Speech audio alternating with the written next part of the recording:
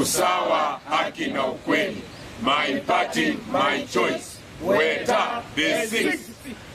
Katika serikali ya Kenya Kwanza, chama cha Ford Kenya kilikuwa hapo ndani, kilipigania huu uongozi na walikuwa wanatuahidi kwamba kuna hiyo 30%. Tunataka kuona hayo mambo rais anapowasili Bungoma, atuletee vijana hiyo mambo ambayo tunatarajia. Na tuna imani kwamba anapokuja mgeni lazima vile vile vijana watapata hata kitoweo.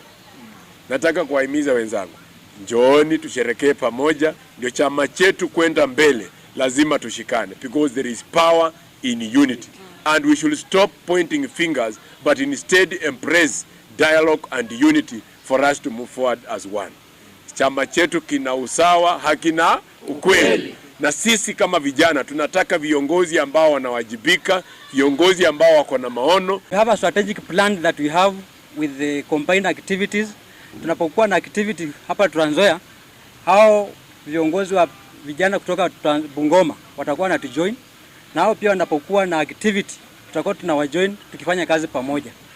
Pia we will also extend those activities ya recruit members kwa party in other counties, the whole country, and we know that the party vision ya kuhakikisha kwamba party leader wa chama Moses Masika Wetangula atakuwa rais 2032, ambayo ndio vision yetu.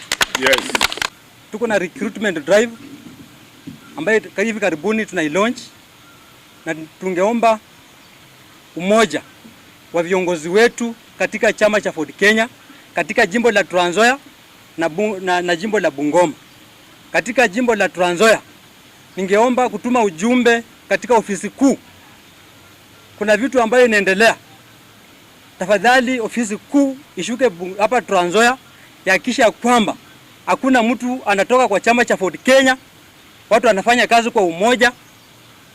Hiyo tulipoteza kura last time kwa sababu ya watu kutoka kwa chama.